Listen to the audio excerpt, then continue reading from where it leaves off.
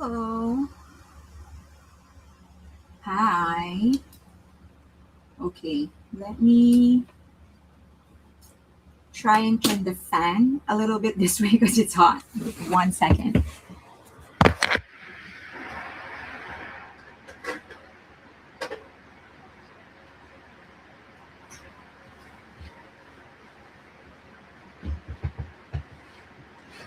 Okay, let me having dinner at work.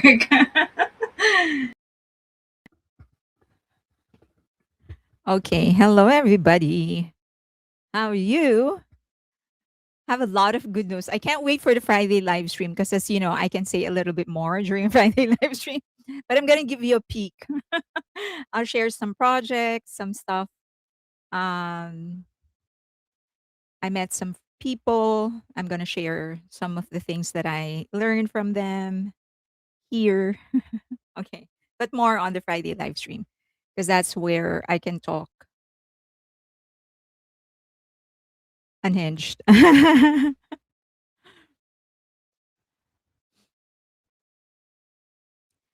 Okay. Hi, Hanako, Grace, Robin. Fairlane tried so hard to be fair and constructive. Did you see HB's HB? Hi, boy. Is it hi, boy? He could barely keep from laughing at him.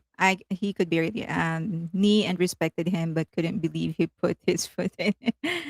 Okay. Amy, Nadira, Jean, Salmar, Shelling, Genesis, um, Lisa Parker, Hanako Grace, Angel, Angela, Curtis.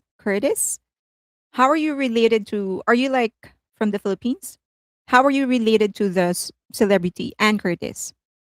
Um, Robin Bryce.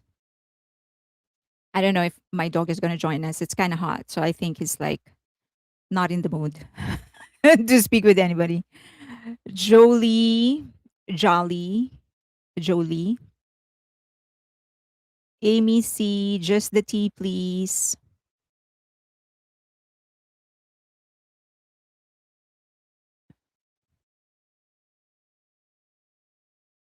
Has every for normal, yeah. Atsuko, Tanji, Nadira,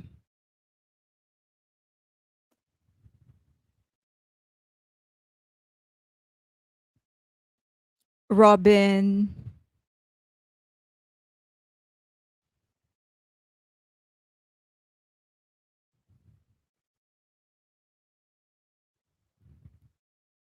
Sus,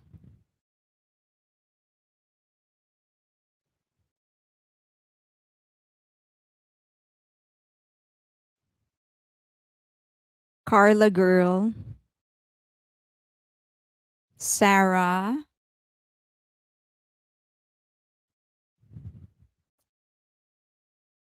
Robin Carr,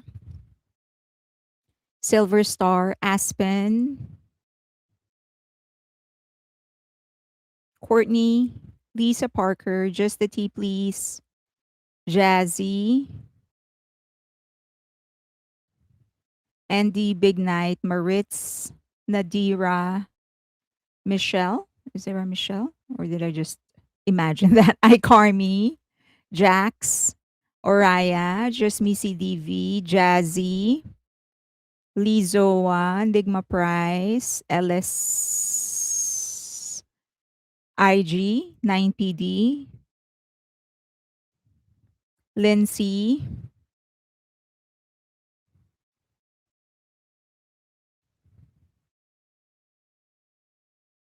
Pia Sembleben,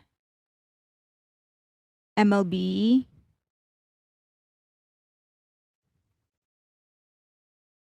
Hot One, A Brown, Pia, Courtney, I think I'm repeating everybody, Phoebe, Jean, Nail Vanille, Abacus, Mina, Therin, Seven Purple Pearls, Oriah, Robin Carr, Sherry, Kez, Shelling,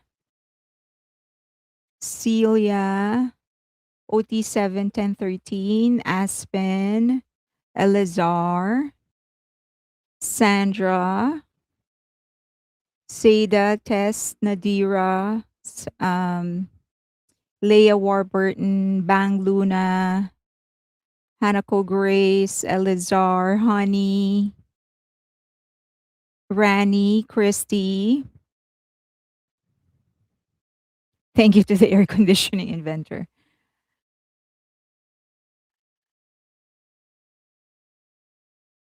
Jolie,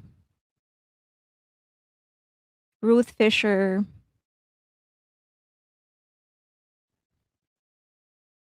Lorena is on Twitch,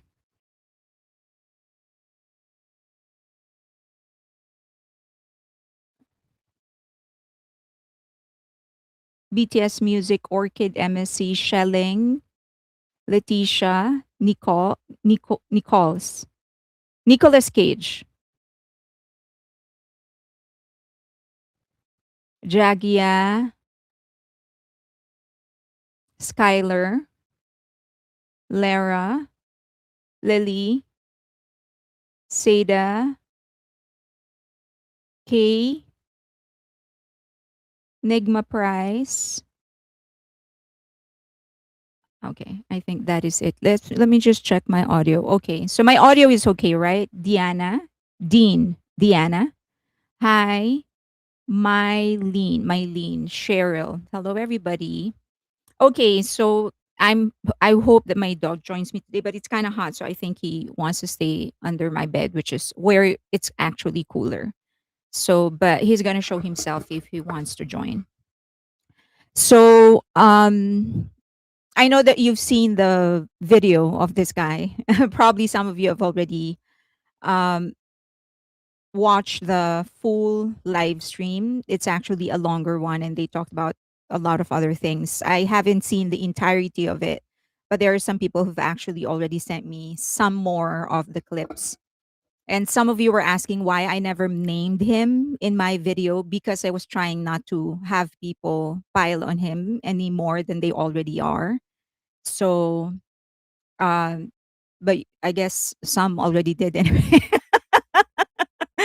So I was trying not to, that was intentional. I tried not to give a little bit more about his background or whatever because I try not to encourage people from piling on him. As I've said in my video, I was more about starting a conversation, and it's not really about him, but about the mindset of many Korean hip hop artists. So for me, who he was not as important as what his statement implied. So that's why I did not name him. Because a lot of you were asking, like, I was getting some messages. Why did you not say his name and whatever? It's so easy to research. It is. I actually watch. It's in the title of the Spotify podcast. I intentionally didn't because I did not want to encourage people from piling on him any longer.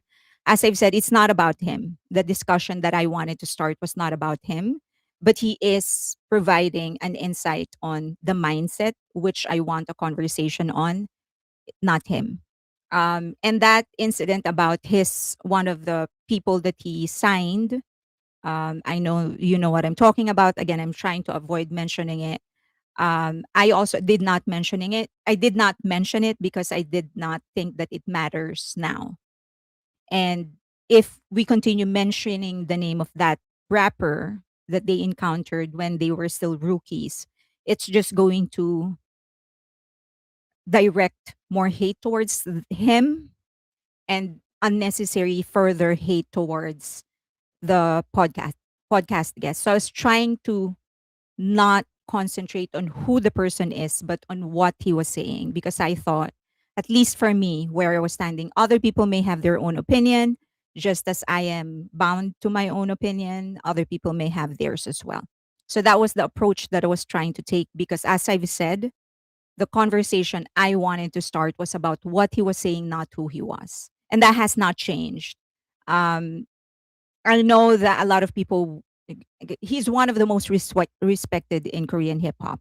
He did, when he said that he's worked on the community for 20 years, it wasn't an exaggeration. He contributed a lot. And I know that mentioning all of that is just going to diminish what he has already done. Um, so that's why I was trying not to really concentrate on that. I don't want to diminish what he has done because that's valuable as well. So that's the reason I did not mention his name. That's why I just kept on referring to him as a rapper. I did not, yeah. So that was it. But, and that has not changed. I still want the conversation to be about what he was saying and not who he was. I think that who he was is not important. And also what happened or what he said does not diminish his contribution to the K-pop, to the Korean hip hop community. That's very, very important. The same way I don't want the contribution of Epic High or Tiger JK to be diminished, and all the others, Dynamic Duo, all of them, because they're very, very important. Okay. Robin Carr, I have no idea what you're talking about. So I did a video, I released it this morning if you want to talk about that. And then the other thing, as I've said in my video, I don't think there's any um, need to justify and prove what the impact of RM Suga and J-Hope, specifically J-Hope because he was the one who was named in that video because the record speaks for itself. So I don't need to prove that. I think at this stage, if someone still tries to diminish it, it's their issue. It's a bigger issue than just that. It's not about RM Suga and J Hope. If they try to diminish, it's about their character, which is a larger and much harder thing to deal with. So um there you go, that is it. But I hope that again, grace is what we need, grace and understanding. He, as I've said in my video, I think he did not intend to cause any harm, to insult anybody, but it does reveal a bias mindset, a specific implicit bias that he himself has not explored. And so it would be better to start a conversation so that maybe he's not going to change his mind, but maybe other people who are listening, even if it's just one person, I think it's still worth it. Okay. Um,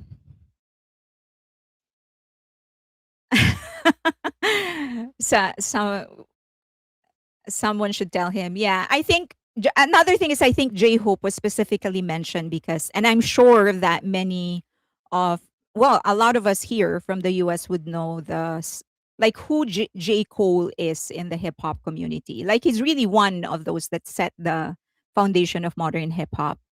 And since J Hope was the one who collabed with him, he became. I mean, when Drake said that J. Cole is one of the foundations, he wasn't lying. J. Cole is really one of the foundations of modern hip hop.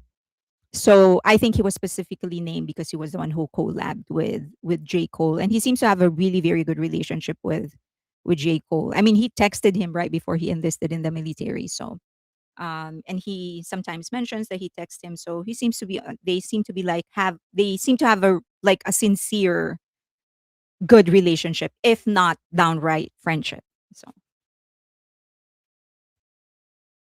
did the rapper slam BTS? No, no, no, no. He did not. He did not.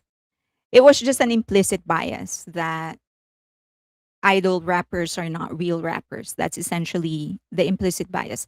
He did not say that directly. That's what he implied. So okay.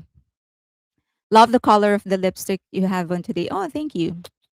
This was the gloss is because of the Wani lipstick. So I put it's one of the usual lipsticks that I use. And then I just put the Wani lipstick on top. Therefore the gloss. He's one jealous man. Hoan, he also does not know anything about J. Cole. I doubt it. He probably does.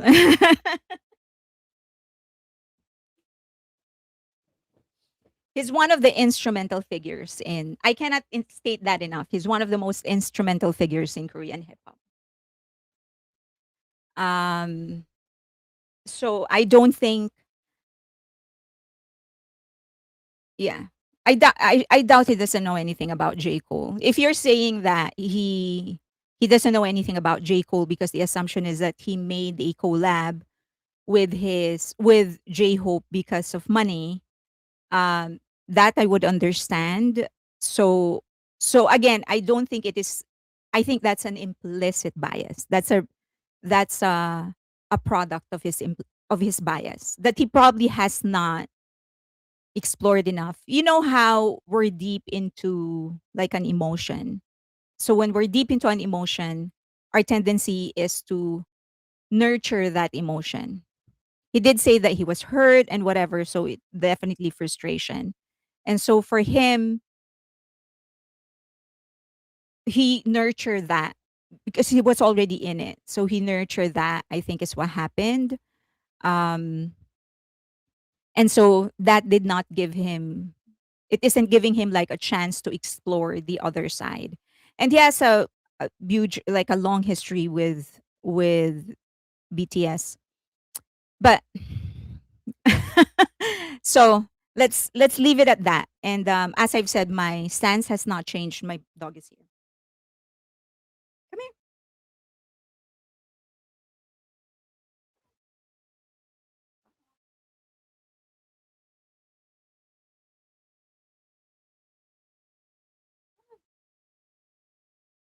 Let's go.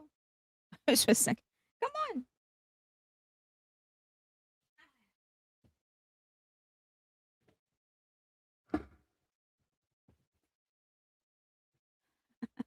All right. Say hi, Deva.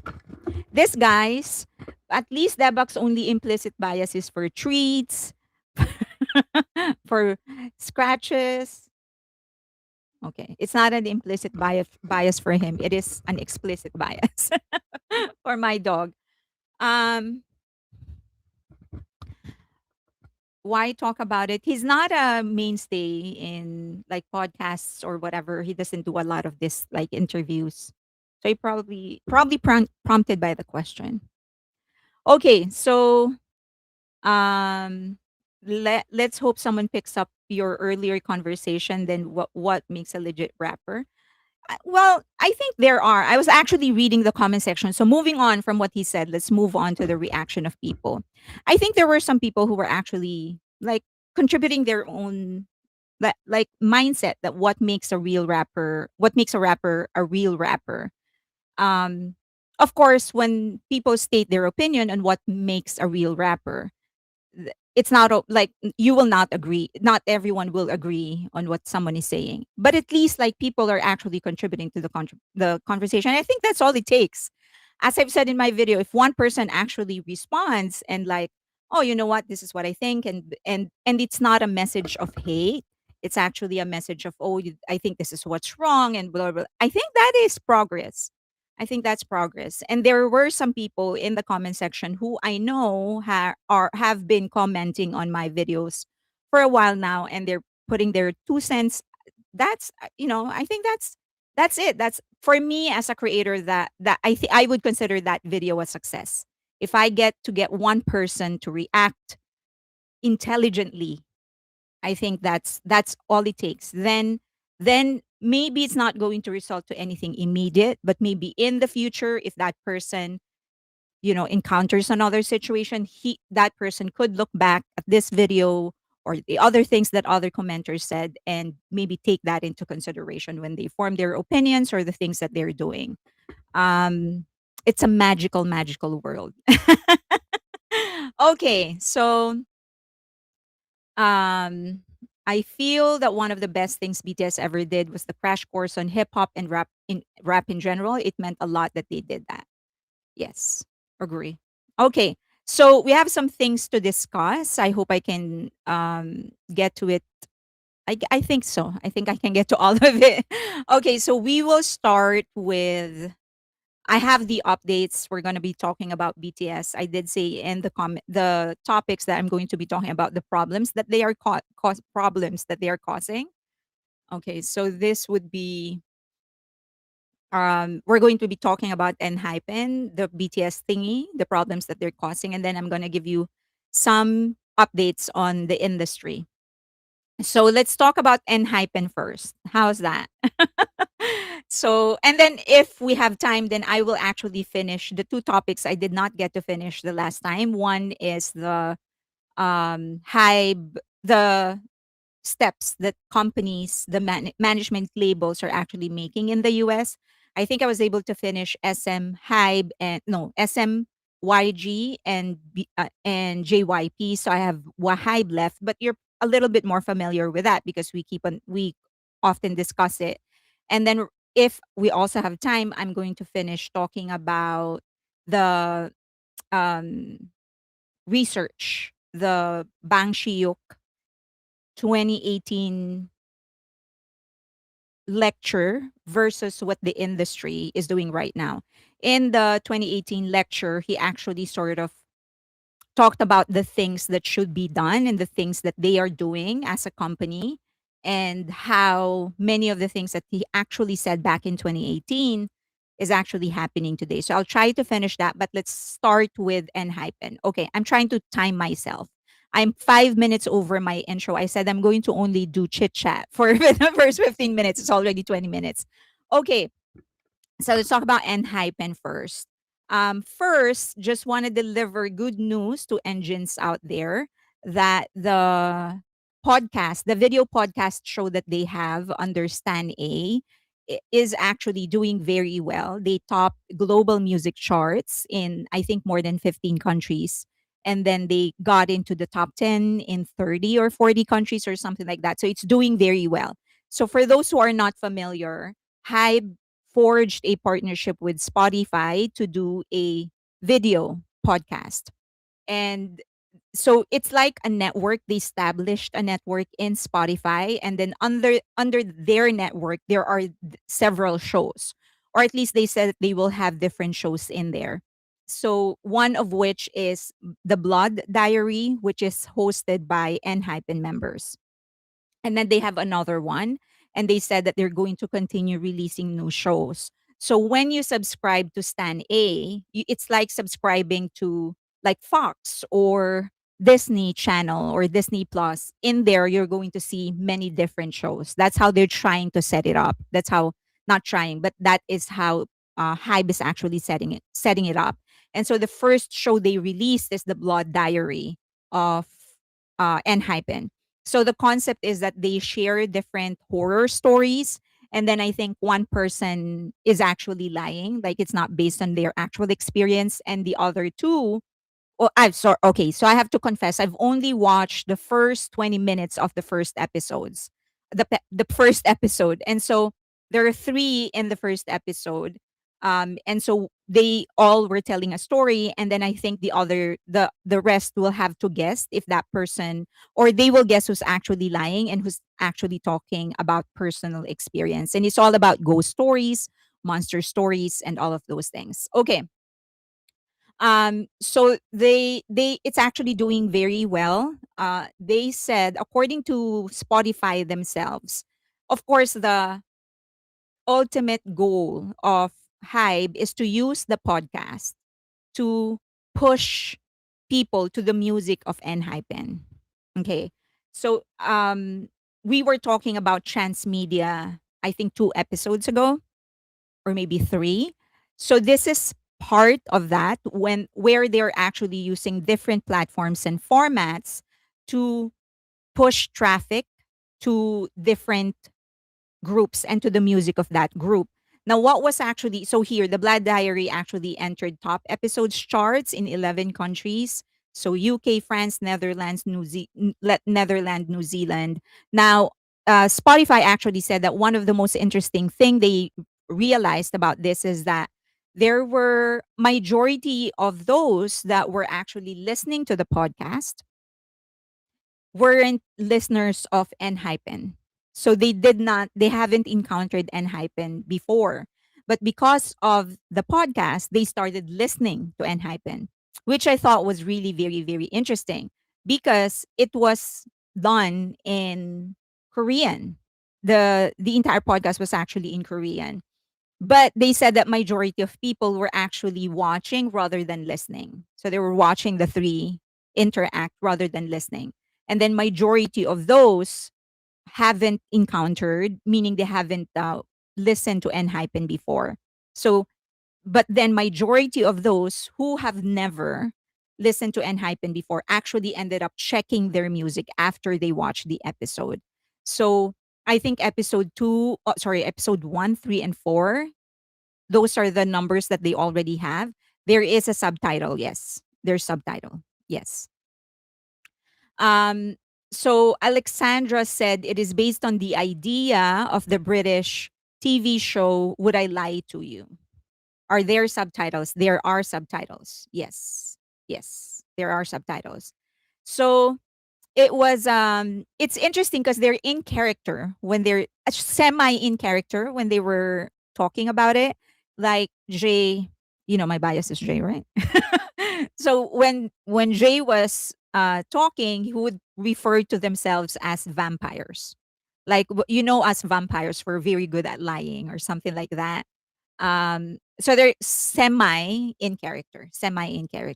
Okay, so but I haven't finished the first episode. I do plan to like just continue watching because the first episode, the first 20 minutes, it was very interesting to me. I love the vampire lore, right? So okay, so that's good news from Spotify because it's not just about Enhype and it actually reflects a bigger trend where there are more people watching and listening to podcasts, and that is driving them to check out whoever it is that they're listening to, right?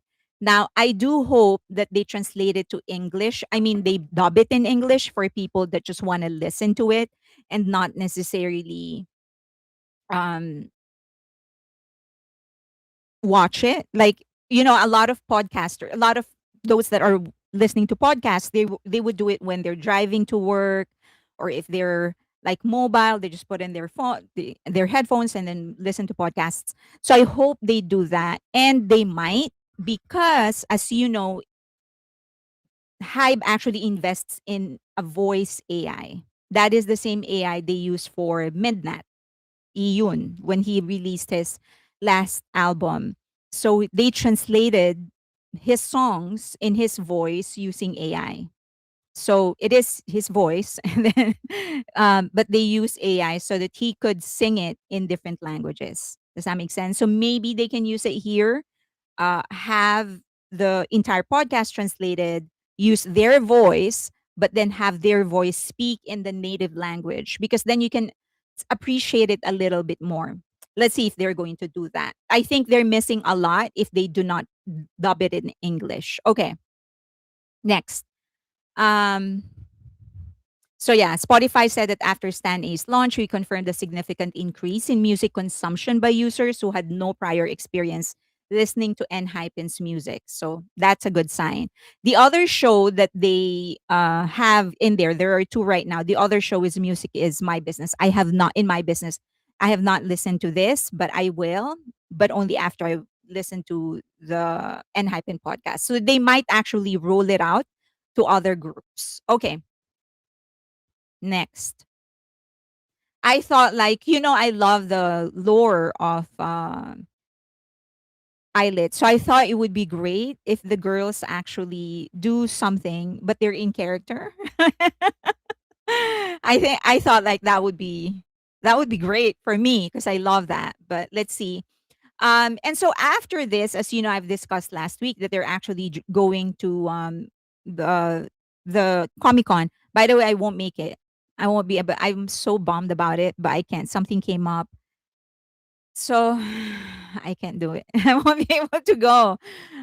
Anyway, so no, I can't. Hanako Grace. I was initially planning to. I actually have tickets, but I can't. I know is I'm bummed about it, but I can't. There's just something that came up, but I will discuss it on Friday. Actually, what came up. So, but on the live stream. Okay, so, but this is leading somewhere. So they're doing that. So as you know, I think there's a pattern in how they're doing the promotions for Enhypen. Um, so this is. But the podcast is a different approach. It's not necessarily a very K-pop approach. And then Comic Con is certainly not a K-pop approach. It's very much a Comic Con approach. So This all sound like old radio soaps only with a video component. I guess. Yeah. Interesting seeing several of these connections to Twilight listed. Right, yeah. So these two are yes. So they I think marketed that way in the website that this is a fusion of Twilight and Enhypen. The King of Vampires, I think is how they called or introduced Enhypen. Okay.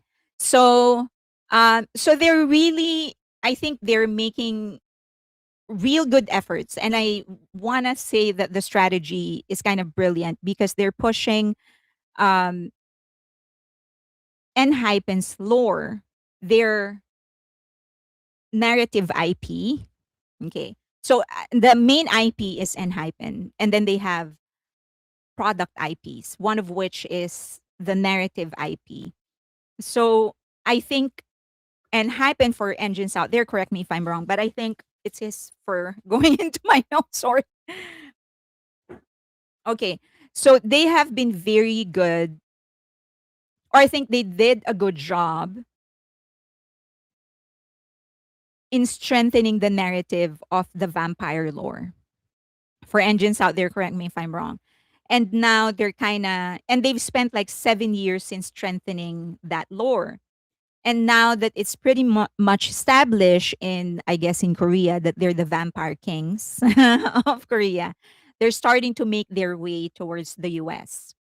Because then they can claim that, right? The same way BTS was able to claim the Transmedia Kings title. Um, the creation of universes. Now, specifically for vampires, Enhypen was able to do that. And so they're kind of pushing them to different media and different platforms that are not necessarily K-pop but are very much GP. And that includes podcasts in Spotify and then now Comic Con. Okay, so this is leading somewhere. Now, I cannot say that that person is a friend, but I'm going to say that just maybe an acquaintance. So I met someone, and I'll expound on this a little bit more on the Friday live stream because there I can be a little bit more unhinged. So I met someone from a streaming platform, and we started just having a conversation, and she's a showrunner. Okay, so developed the lore before they were part of HYBE. Hanako Gray said they developed the vampire lore before they were part of HYBE. It's crazy that Enhypen holds firm to their lore after all these years. I love it. Okay. So so I was like having a conversation with this person, and this is the first time I've met this person, but I've known the name because she's like an established showrunner.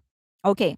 So now people are gonna ask, and according to her, a vampire project is in the works. So when she first said that, I wasn't really like thinking of Enhypen because the first thing that jumped out of me is vampire. I love the vampire lore. You know that I've shared with you some of the things, like some of the literature that I've followed before um, about vampires. Okay, uh, so the she mentioned that she's actually working on a vampire focused. Initially she said like it was horror focused show. Now people so and she works in a streaming platform. And then so people are gonna ask what is a showrunner? So on TV, the showrunner is like the big boss of a show. So after the network or the producers, those that are funding the show, it's the showrunner. So a showrunner on the creative side, they develop the overall vision of the series. They break the season story arcs. They approve or rewrite scripts. They create and develop characters. They head the development and the creation of new characters. They approve rewrites. They set the tone and style of the show. They approve casting. They work with directors to ensure episodes fit the TV show's vision. They approve edits, post production. They oversee music, costumes, product design, and visual style, and they decide on how storyline evolve across seasons. So you're like you're like the head of the show. This is going to run under you, is basically what a showrunner is. So, um, on the business side, they also have a role. They manage the writer's room, they stay on budget, they meet production schedules, they act as the liaison between the studio network and the creative team. So it's a huge, huge role. It does not have an equivalent with films. Usually that would be the executive producer for films, but then it would be the director that actually has the realm over the storyline and the creatives when it comes to films. But in a TV show, it's actually the showrunner. Okay.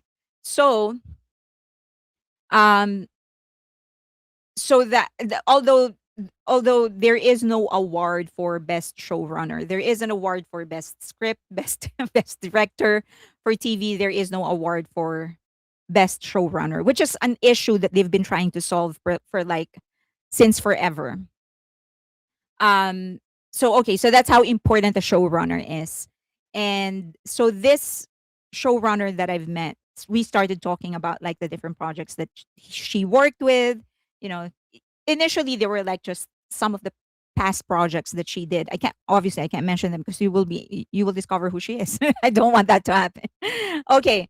So and then we started talking about the current projects that she's actually working in. Usually showrunners don't manage multiple shows at one time because it's so like you're the head of the entire show. So usually you would do one and that is it, because if you spread yourself thin, something's going to go wrong and it would be your fault. Okay. So now she talked about like developing something. She said like I'm developing like a vampire theme show. And again, I wasn't really thinking about, and by the way, she did not mention who it was for. This were these are just my guesses based on the things that she was saying. So I was like, oh, I'm into vampires and whatever. So of course, she has a host of like researchers and resources under her that are doing research and whatever. So she does not need my help. In other words, we were just having a conversation. And so we were talking about it, and I said, so she was sharing some of the things that she learned, and of course I was interested in that. And then she said something like, this is going to be a different kind of project, because she said we have to work around the schedule of the people that we're going to be working with. And so usually in the US, if it's a TV show, you're kind of locked in for like, if it's one season, it could be anywhere between like 4 months to, I don't know, 9 months of the year or 10 months of the year. So the cast members rarely go out. So you're locked into that project because you're shooting almost every day. So that was like interesting to me when he said that this is kind of different because we're going to have to work around the schedule of the people that we're going to be working with. And I said like, why? Like what happened? Like initially I thought like, has the culture changed? Like do you not lock them for taping for 3 continuous months or 4 continuous months? And then she said that, oh, they're not actors. That's what she said. And so I said, interesting. At this stage, I was still not thinking about Enhypen. By the way, again, she never confirmed that it is Enhypen. She did not even give me a clue on who the cast member is. And she said, like, oh, they're not actors. I was like, okay, they're not actors. So I asked, like, is this a reality show? And she said, well, we haven't really locked in the format of the show. Although different showrunners would have a specialty. Some of them would specialize in reality shows, some of them would specialize in documentary, some of them would specialize in drama, action, whatever. So it really differs. Just like writers and directors, usually a showrunner has a specialty. So I was like, interesting. And then as we were talking, she was like, um, music is going to be a huge part of this, she said. Like it's like a fusion of music and narrative. And that's where it popped into my head. And hype. I did not say that. But there is, so I guess that's the only thing I can say, that there is like a show in the works and it's vampire themed. It's in one of the streaming platforms. And she said like, oh, it's like music is going to be a huge part of the show. and they're gonna have to work around the schedule of whoever it is that they're working with because they're not actual like Hollywood actors. The or someone that you can just lock in for that matter for 3, 4, 5, 6, 7, 8 months in a year to finish one season. So hobnobbing with movers and shakers. I just met her. I wouldn't even say like I can't even call her an acquaintance. We've met once, and it was just a good conversation because I am interested in vampires, and so as we were talking, I was like really interested in the things that she was saying, and sometimes I would respond about something, and she would be interested in that. So it was just a good conversation. I don't even know if I'm going to meet her ever again. This would be great if it turns out to be them. It would be really, really great. So we talked about. I'll share more in the Friday live stream. So, but I can tell you this: I've shared some of the vampire lores that I know about, like the different vampire literature. Um, I'm very grateful for your ability to make friends in interesting places because I'm introverted. Okay, so if you put me in like a social setting, it would be torture for me if you do not guide me. Like if you want me to attend the party, like one person has to be with me. Otherwise, I'm going to break down. I don't know how to make friends. So if it's a gathering of people that I already know, like if it's family or something, then I'm okay because I know those people. But if they are like strangers and just going to bring me there, you're gonna have to be with me the entire time because I don't know how to make friends. So you're kind of not right. I have the ability to make friends. So it's just that. So it was like an intimate kind of gathering. And when I say intimate, meaning it was like less than 15 people, and she was invited. And so um when we sat down, she was introduced and we like as a group we were having a conversation.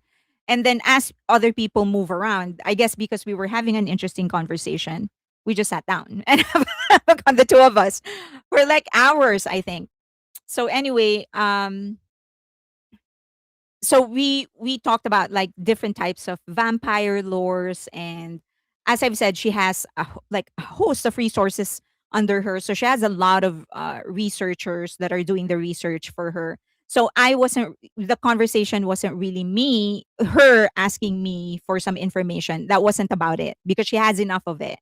So it was just really a conversation. And then through that conversation, I just got to talk about other things that I know. And some of it, like some details she wouldn't know about.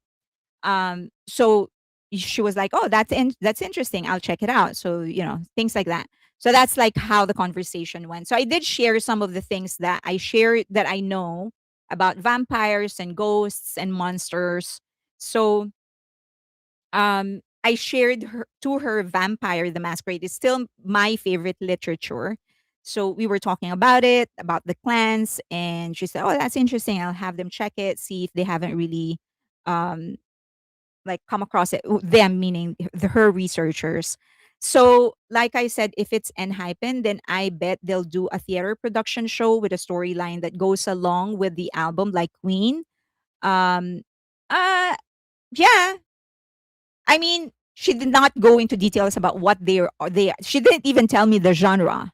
I just know what her genre is because after her being introduced to me, and she told me like she's just showrunner. Of course, my natural question would be, "Oh, what kind of shows do you do?" That's how I learned about the genre that she specializes in. So so I told her about this. Okay, so I told her about this, and then we were checking the website because I haven't checked the website of Vampire the Masquerade for a while. And then I learned that they actually have some new things going on. Just in case you guys are interested, if you actually write vampire themed fan fiction, they actually they accept submissions. This publication are actually this they're actually accepting publications stories. You can submit it to them and then they'll publish it and you earn the same way like a content creator actually earns. So if you're writing fan fiction instead of just putting it in AO3, why not make money out of it? That's actually why I mentioned part of the reasons I mentioned this, because I was so surprised when I visited their site. I was like, oh, they're accepting user generated stories nowadays. So go ahead and check it just in case. Just in case, go ahead and check it. So we talked about this and how I said, there are seven major clans. I said there are seven major clans, and then there are six minor clans. So I talked to her about the story. She said it was like, oh, that's interesting. I'll have them check it. So these are the different books that they released, and so if you want to do your go to the website, of course. But then if you want to write fan fiction, might as well write a legitimate story using one of their literature. I think this is going to it's going to give you an opportunity to actually earn. Did you exchange phone numbers? Yeah, we did. We exchanged phone numbers. But the tendency when you meet people like this is to be very careful when you're going to be getting in touch with them, because the last thing that you want is for them to block you or think that you're using them or whatever.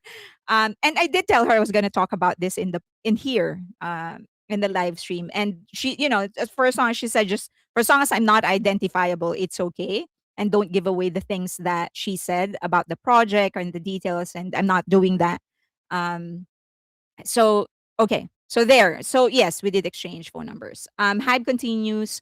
The entity of the corporation Big Hit, oh, you were talking about, yes. So Enhypen was actually under B Lift Lab, and B Lift Lab at that time was a separate company, and then HYBE actually bought them. That's how it went. All right, so these are the books that you can sort of i- play or use as a milieu or as an environment in your fan fiction. But then, of course, you're going to have to familiarize yourself with their universe for you to be able to write and submit something that they can accept. Okay, so it would be interesting. Other things that I can say about what they're doing is that it's not just going to be limited to a series in a streaming platform. It's like a bit more comprehensive. Like, they're not comprehensive, but um yeah, it's not just limited to a show, it's not just limited to one format. So as they are making it, there is an equivalent in the side of whoever it is that they're working with, and they are developing a really big project that will have different types of that will be on different types of media, of mediums. So it's not just going to be in a series, it's not just going to be a novel, it's many different things that will be a part of this universe that they are creating. So it would be great. So I don't know if they're going to release it as a movie first so that they can be submitted to the Oscars. For you to qualify to the Oscars, you do need to have a cinema release before you release it on streaming platforms. Do you want to go down the back? I have no like blood flowing on my leg. Do you want to say goodbye? Huh?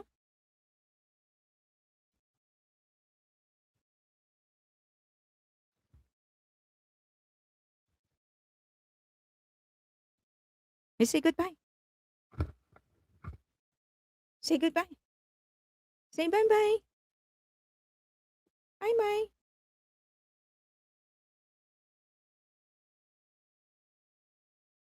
Okay.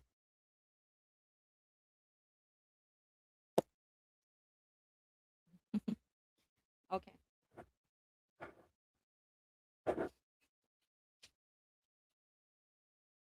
You want to go out? Okay, let me just open the door for him.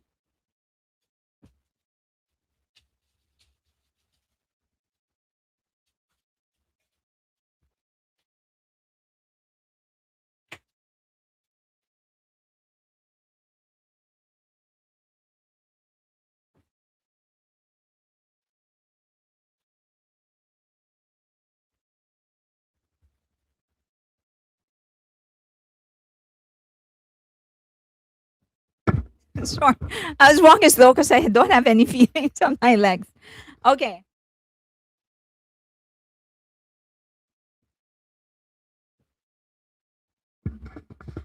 Um, so all right. So I'm excited for that project. And I told her like, "Oh, I'm excited for the project because I," and this was even before like I learned most of the details when we were just talking about narratives and different stories because I love that literature. So it's like I'll be there to support whatever it is that whatever. I hope of course it's good. Okay. Um you can do it after streaming platforms, as that is what KPDH did. They played it in cinema, qualified for the Oscar and won. Yes. Okay.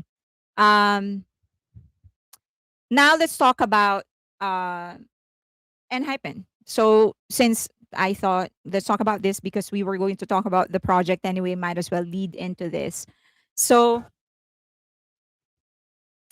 so as you know, Jungwon actually the leader, and I raved about him in the Friday live stream.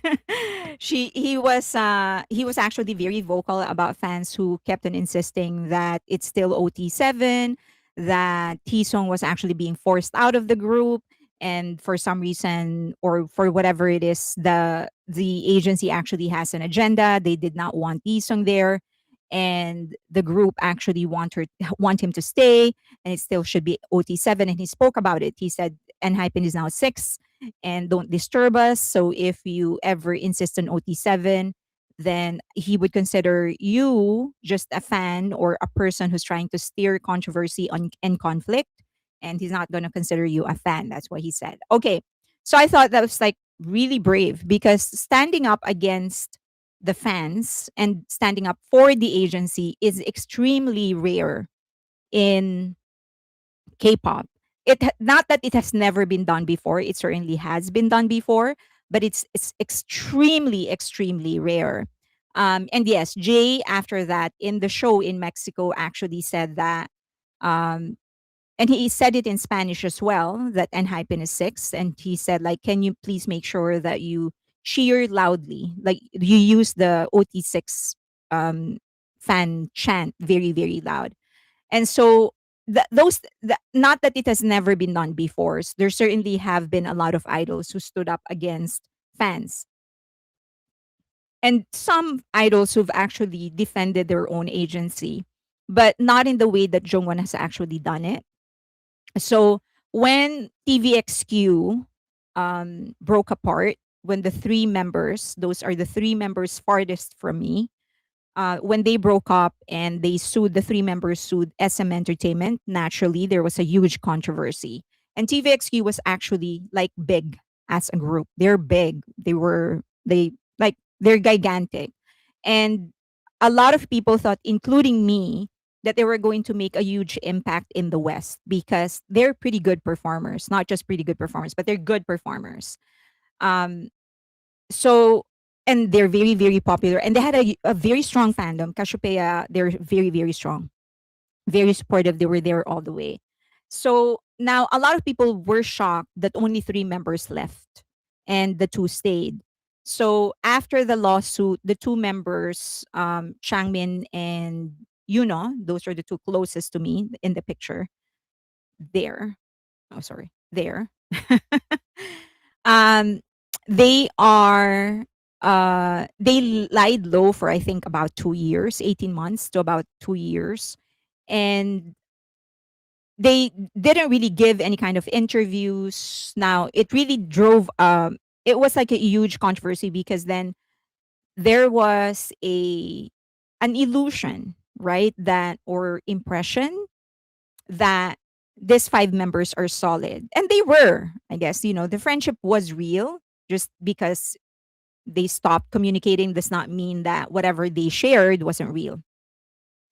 So, so they, so the two members, of course, did not, as I've said, they did not do anything for 2 years. Now, once they came back, after they came back, um, there were a lot of talk as to actually what happened.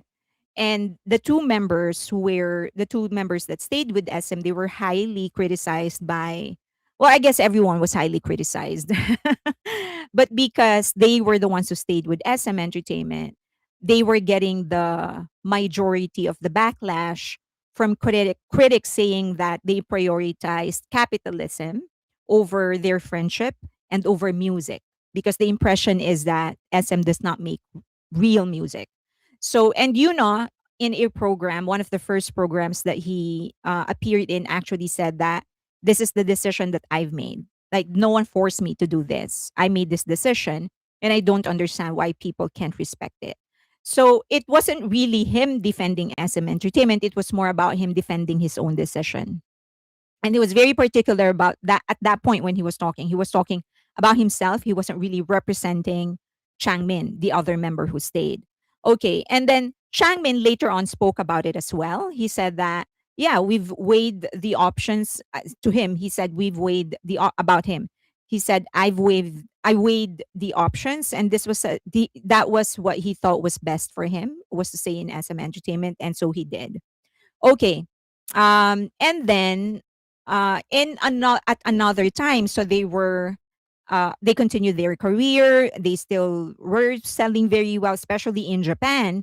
And I think up until recently, and when I say recent, probably like, I don't know, like during the pandemic, even before during the pandemic, they were actually the best selling group in Japan, even when BTS was already there. So that they have a real stronghold in Japan, to the point that there was a festival that never really, that they actually was they became the closer. They were the closing act, and that has never happened before, because usually they would get a local act to do the closing. But because they were so big, they actually became the closing act of the show, and that was unprecedented. That's how big they were. So Changmin, at some point, he said that because there were some people who were pitting them against each other, and he said, if you're going to fight over fans versus Changmin fans, then stop being a TVXQ fan. I do not need you. So that's another time when he actually spoke against toxic fans. This is just to establish that it that Jungwon actually talking against toxic fans is not the first. It has been done before. But as I've said, it's going to be. I'm going to name several other times, but you're gonna see like how different that is. Some groups are just colleagues, yes. Okay, so and then the most recent one, probably you're familiar with what happened, is JB, the leader of GOT7. So it was a huge surprise to everyone when none of the members actually decided to stay in JYP. Not only that, they bought the rights over there.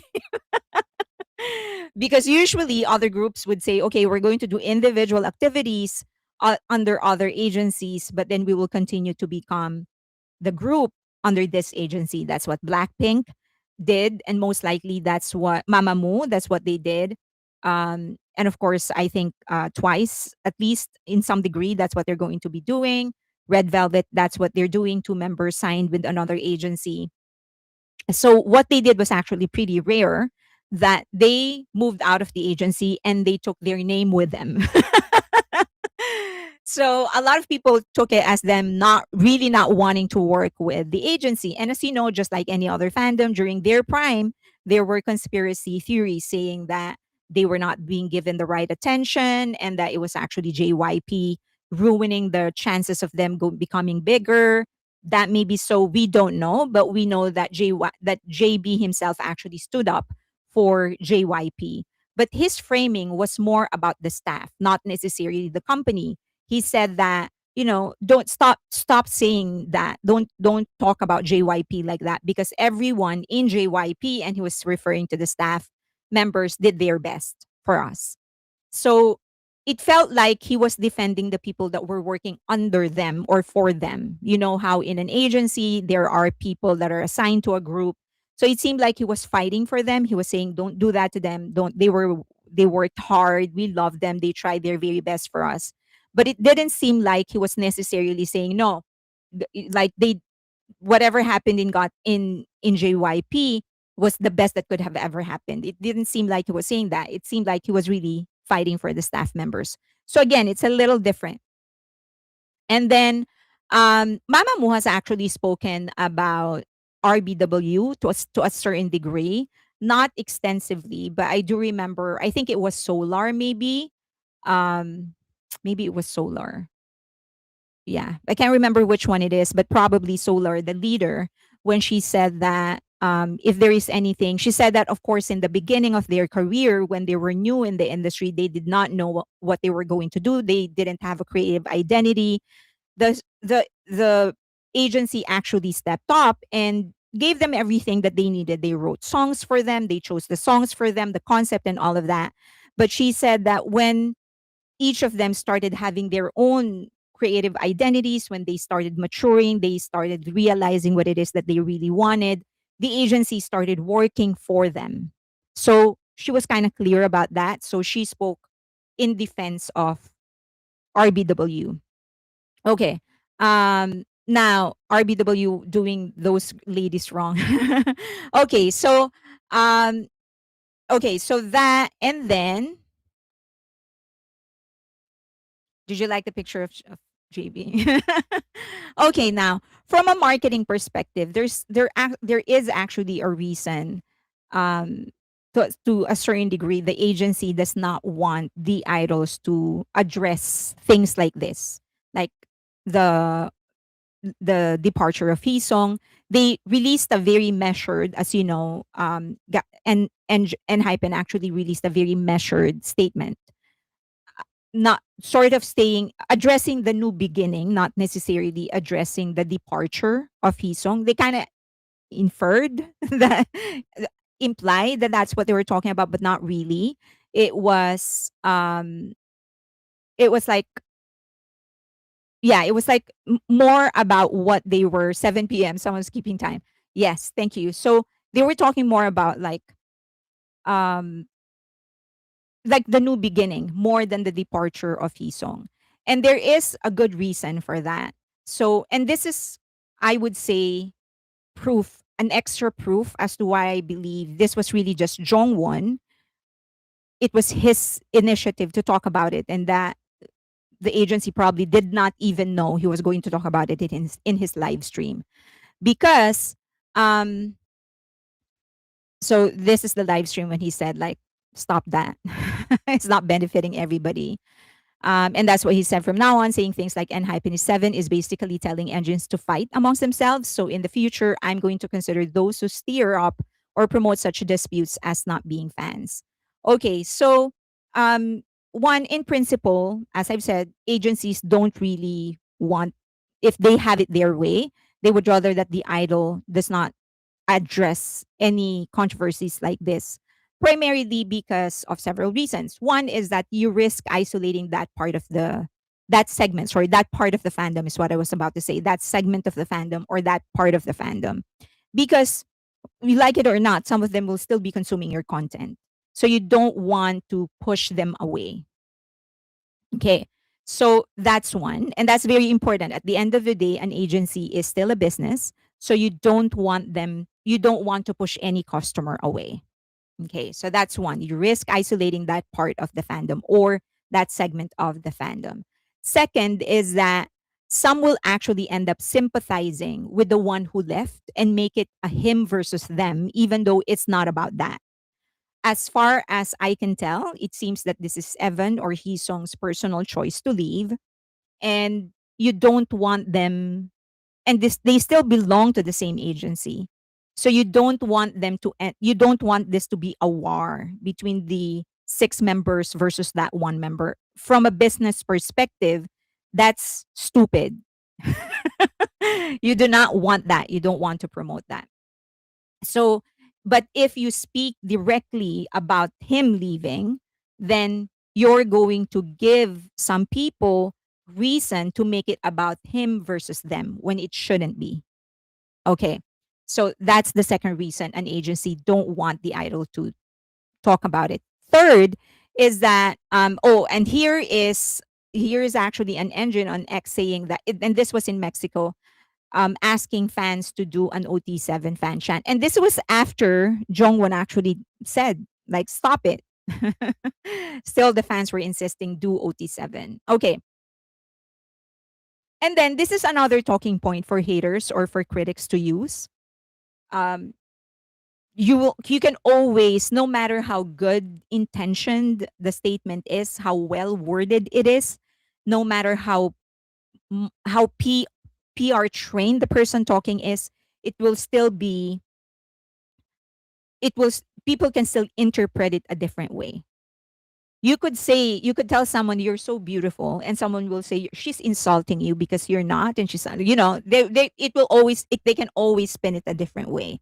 So you try to say as less as possible, because that's going to give people less reasons to spin something the wrong way. Okay. Next is that um, talking about that will, of course, lessen the value of what they've built in the last 7 years. And that's just the truth. You That's an IP that you built, all the content that you created with the seven of them, that is a product IP. And if you made that clear distinction, you are lessening the value of the last 7 years. It would have been different if the group just dispersed individually, right? Like they just went out their way. But this is one member leaving, pursuing his own career. So then, because the implication of that is that the the last 7 years wasn't as sincere as everyone thought it was, that the friendship wasn't that strong, that the bond wasn't that real. Because if it was, you have been talking about seven or nothing for the last 7 years, and suddenly it's just six, then all of that was not the truth. It was a lie. So it could lessen the value of what you built in the last 7 years. And as we know, time will come when the agency will tap into that history. But if you've spoken against it, or spoken about not moving on from that and just valuing what you're creating, then you're lessening the value of what you've built in the last 7 years. And lastly, I don't call haters haters anymore. I call them peasants. And then the last and probably the most important for a label is that it's going to cast doubts into whatever the agency is going to be building next. Because then people are going to say, okay, so you're going to build a new group. What is it? OT5? And then eventually it's just going to be OT4. Why am I going to invest in an agency that is building groups that will just dismantle themselves? So it is not preferred that an idol actually speak about that. And then the other thing that, and probably one of the most like one of the things that you really don't want to happen, or you don't want um, fans to expect, is for it to be a precedent, because then members are going to be expected to address all other issues in the future. And then it's going to be interpreted that if they do not speak about it, it means that they are being forced by the label, or they are being mistreated by the label, or that they don't have backbones, because fans are going to say, well, you've spoken about a very, very sensitive thing. Why can't you speak on this now? And you don't want that precedent. You don't want that expectation. You don't want people to start expecting something that they shouldn't. That's why many agencies just prefer not to talk about scandals, dating scandals, fights with friends, businesses, because those things are not supposed to be shared to everybody. Okay, next. Now, I'm not saying that he was wrong for what he did. The question is whether speaking publicly was the most effective long term communication strategy for the group and the agency. That was what I was talking about. But I'm not saying that he is necessarily wrong. I think what he did was really more for the group than for anybody else, certainly not for the agency. And I think it's secondary for the fans, but I think for him, as a leader, he probably saw, and I think he kind of said it in the live, not kind of, but he actually said it in the live stream, that it's starting to affect the members. Fans insisting on OT7, people kept on insisting OT7, looking for that one person who will never be back, is affecting the members. So, and it's also like, if you remember, it's going to question, are you really here for us, or are you really for that one person? So, I think as a member, as a leader, he saw that and he said, okay, enough. I can't have five other people perform on stage bothered, because it's not producing the kind of performance that we want to produce. And so this is him. what he did was really for the members more than for anybody else. So kudos to him. I someone actually and then he's of course reclaiming the narrative. He wants it to be a story they will say and talk about, not rather than anybody else. And someone actually sent me, one of you sent me a video about how they chose their member, about how they chose their leader. I haven't watched that, but I will. And then another person actually shared with me that he's kind of known for being very, very frank to fans because he addressed a dating scandal before.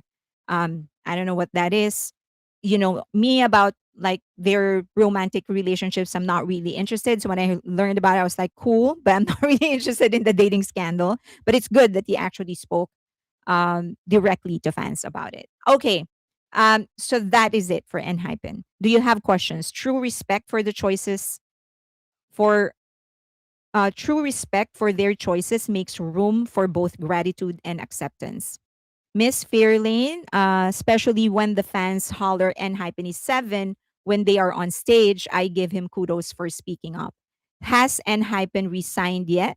Should be coming up, right? Should has Enha resigned yet? What do you mean?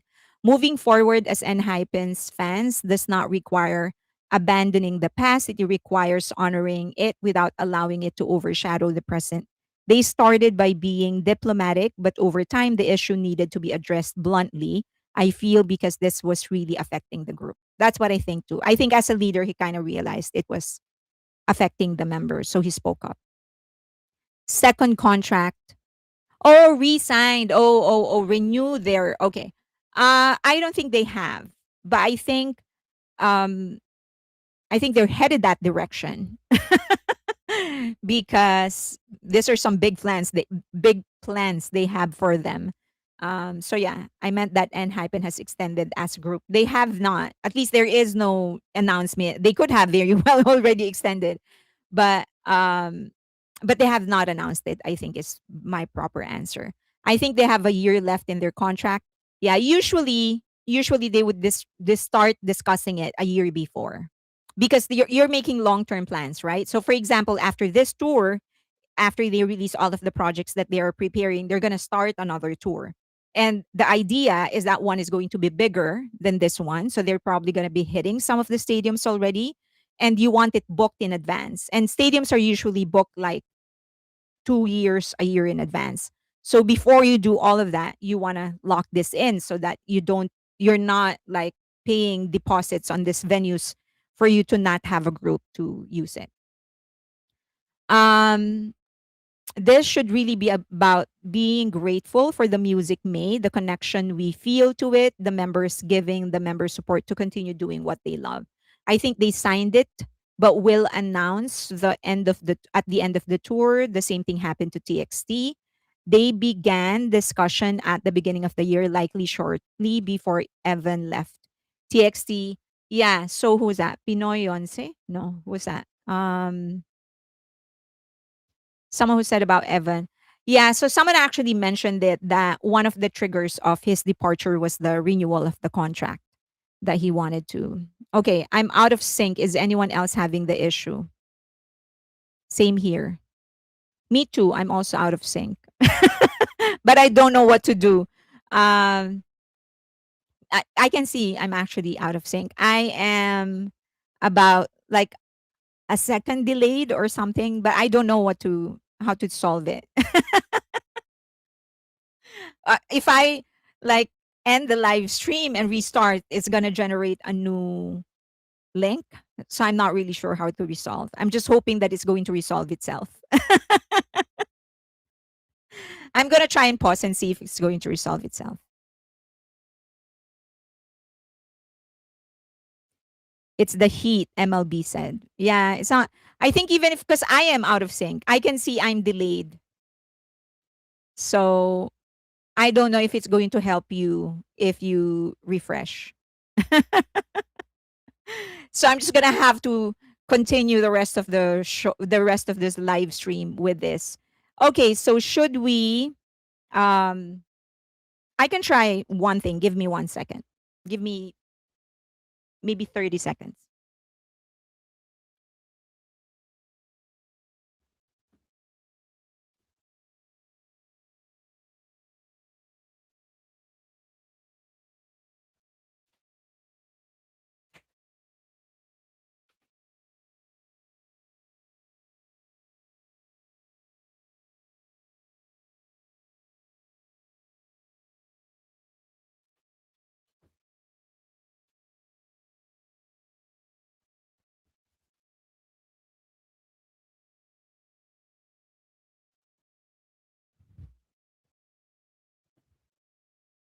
Let's see if it catches up. I'm a terrible lip syncer. It's actually AI generated. Okay, should we move on to the next topic? Let's talk about BTS.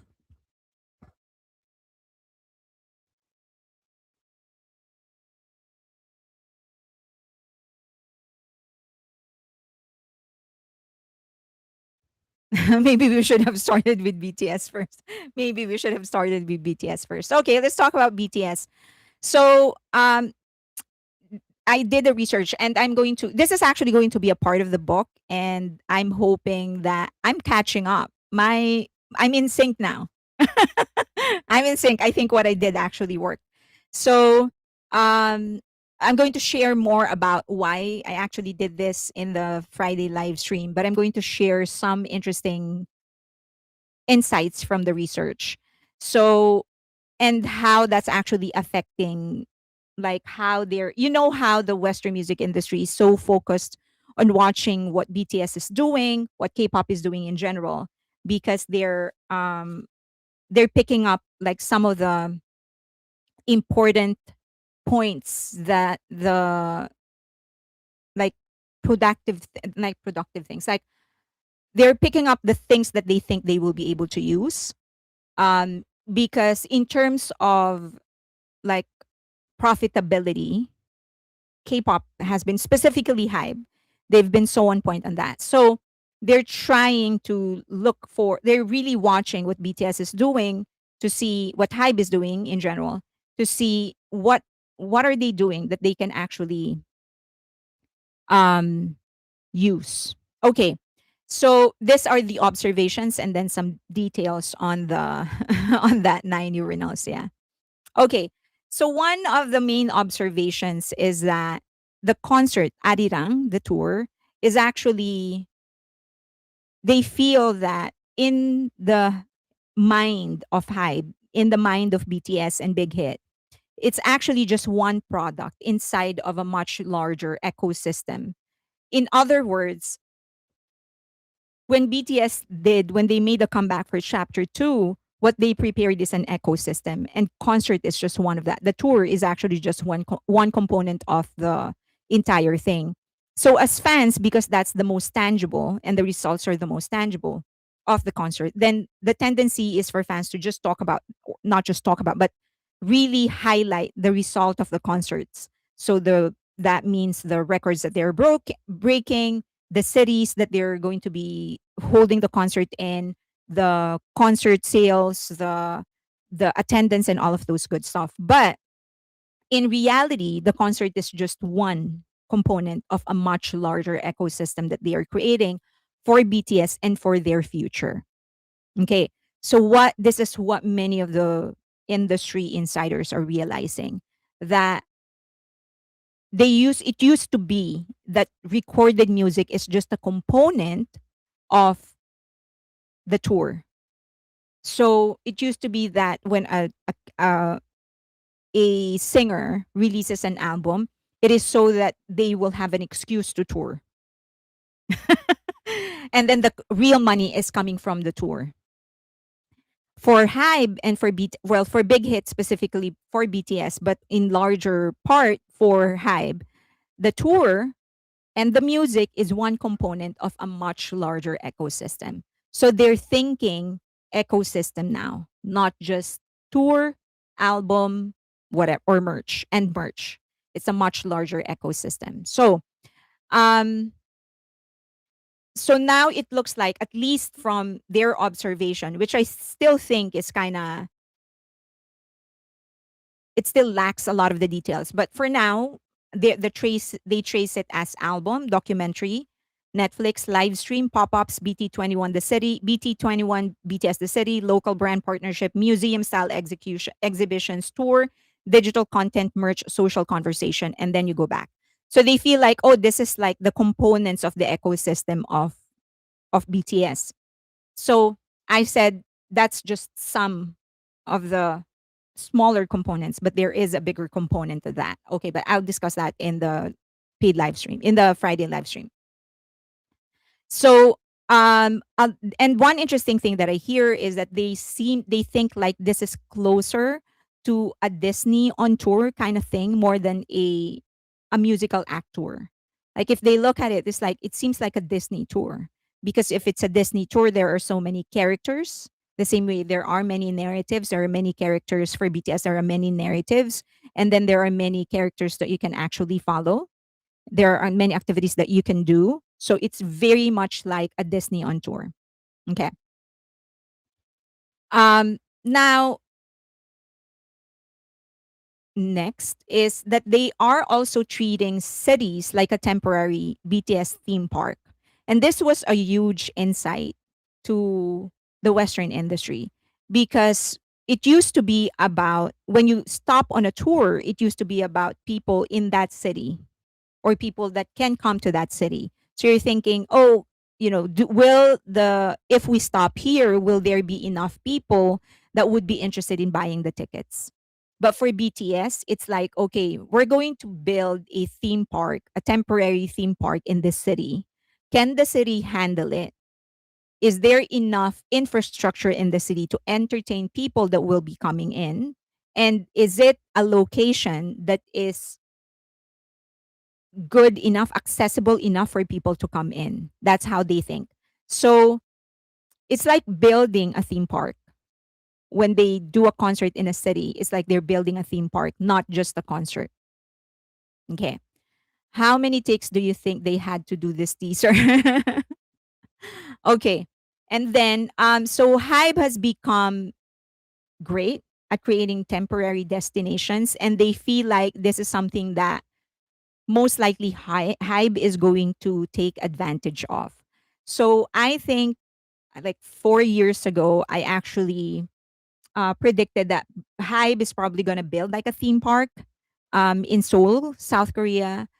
But now it seems like the plan is to partner with different theme parks. This is my prediction. I think they're going to be partnering with different theme parks and build a section in those theme park for like a year. The same way Harry Potter section was built inside Universal Studio.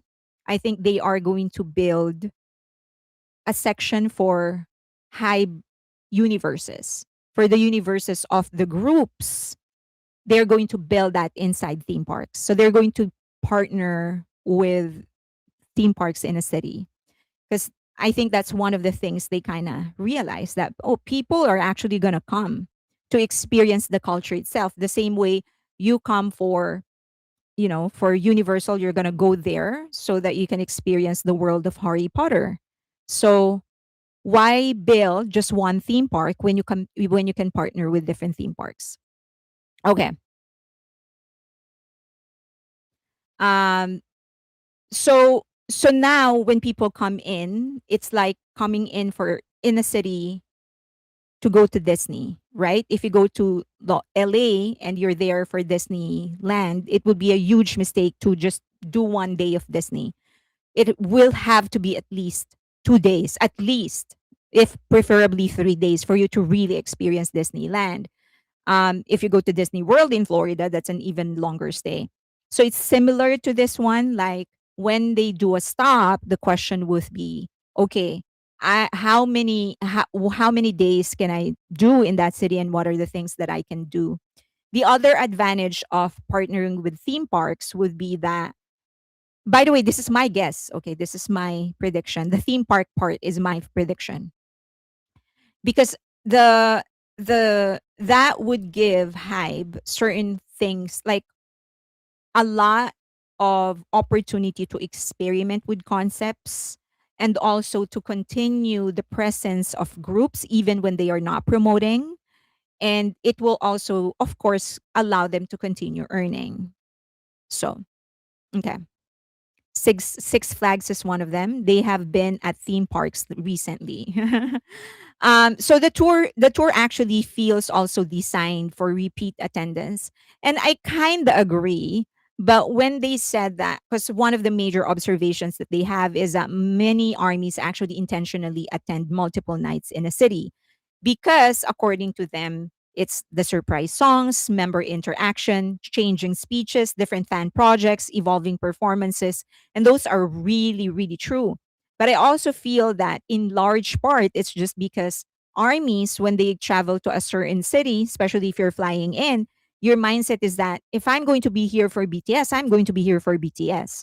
So I'm going to consume all the days that they are performing in that city and all the things that they have prepared for me.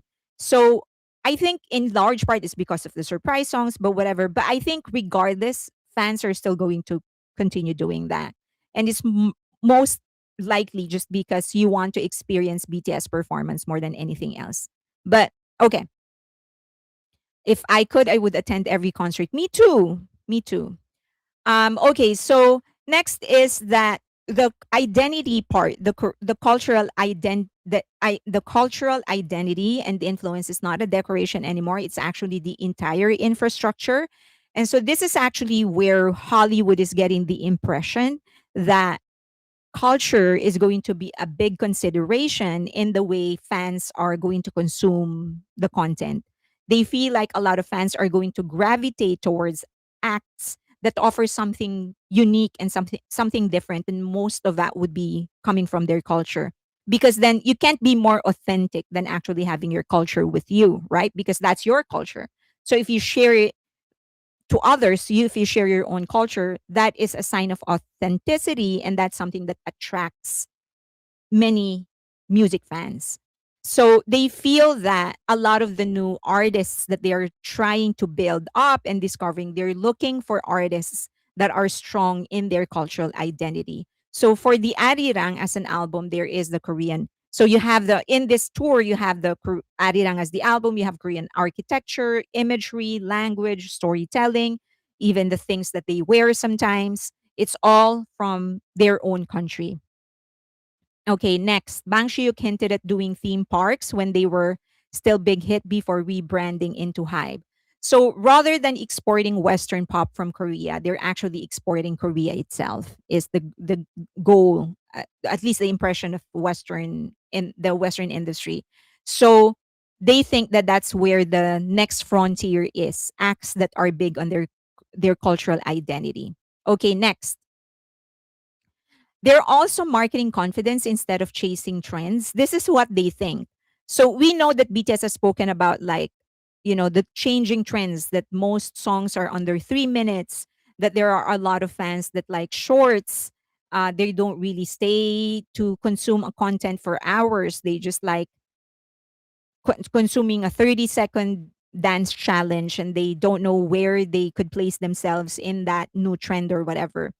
But the impression of the Western industry is that BTS has actually decided not to follow trends because they don't think that the way that they are promoting is necessarily TikTok centered or short centered or even Gen Z centered. They feel like BTS more than anything stuck to their guns, their old guns. And that would mean substantial content, like content with substance, songs with substance. So they feel like BTS is kind of emphasizing their stance, like they're reinforcing who they are. It feels like it's them saying, we're BTS and we're going to tell the story that we want. And it's up to you whether you want to listen or not. Okay, that's what they feel, that they're not getting into the TikTok trend, shorts, viral moments. They're not going after that. Um, Merry-go-round, very theme park themed. 80s and 17 do. Also, it seems that they're selling legacy, not novelty, and this I think is the most profound of the of their observations. Meaning, they it seems to be packaged, this entire tour, this entire comeback, as history in the making. It seems like subliminally they're trying to package it to be history in the making, and it's not going to ever happen again. So they're kind of hinting at the future or they're kind of hinting at everyone that in the future this part of their story is going to be history, like a huge part of history. So it's up to you to be a part of it or not. We're not just on tour. We're actually creating history right now.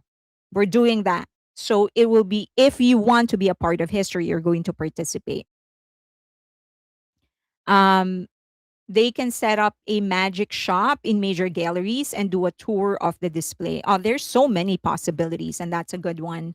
But yeah, we'll go back to talking about the theme park. So also they're watching nearly, and this is one of the things that I feel not the Western industry still doesn't have a good grasp of, because so much of what BTS has done in the early days is still missed. Um, and by the way, when I say things like that, I'm not knocking on the Western industry. This is just a trend that started in the by BTS, and it's just that they're now finally catching up. I'm not saying they're dumb. They don't know that this has been happening. I'm not saying that. It's just it is what it is, but I'm not knocking on them.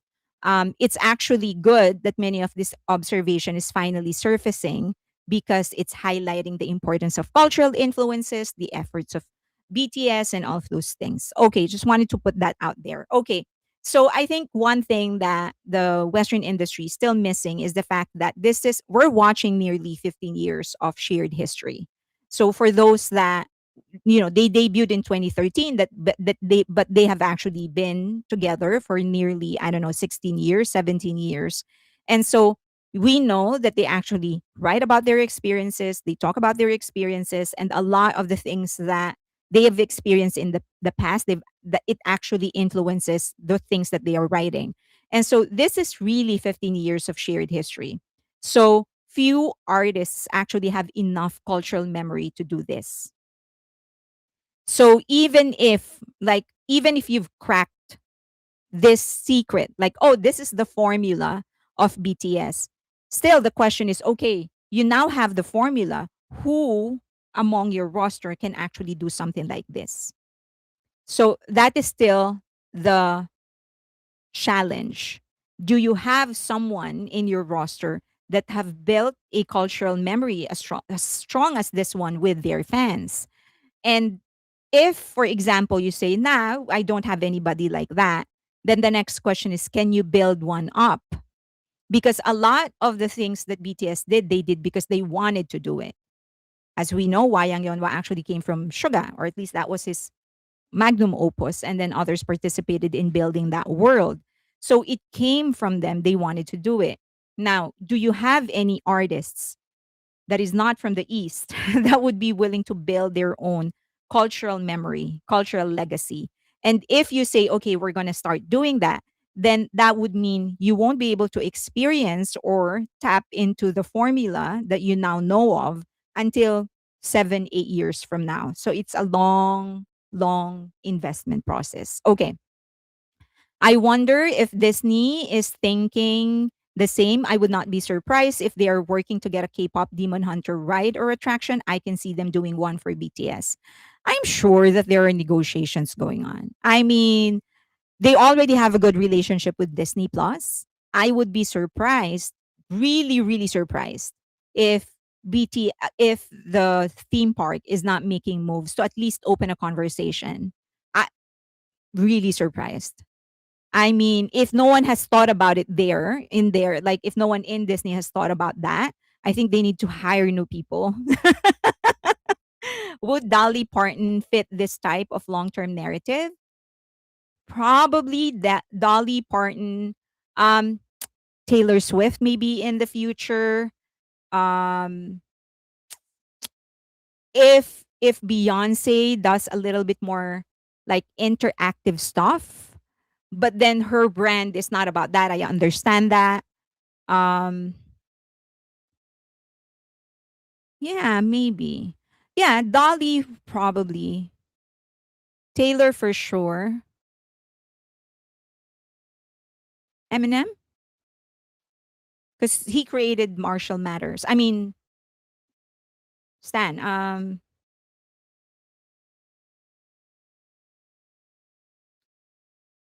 He started with Lose Yourself and all of that. So maybe him. But yeah, Dolly for sure. Hello, Tita. Hi, Tochi. The Beatles. Yeah, the Beatles. Yeah, for sure, the Beatles. I mean, Michael Jackson. Yes, yes. But I was talking about like create like present present day active artists.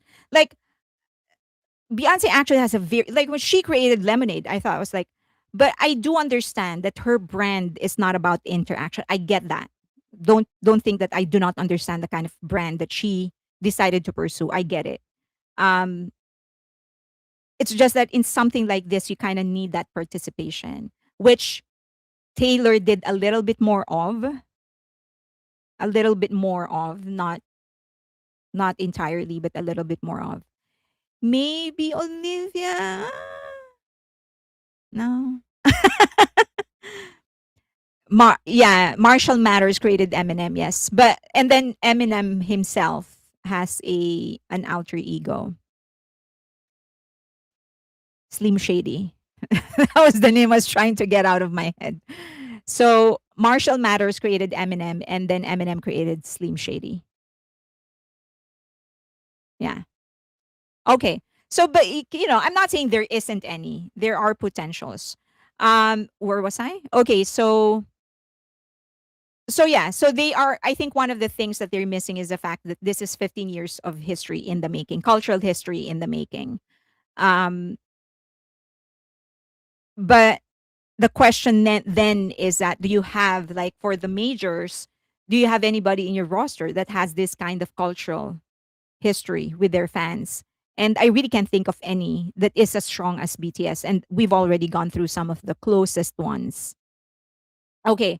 And then BTS actually now behaves more like a this actually made me laugh that they behave more like a premium luxury brand than an actual pop act.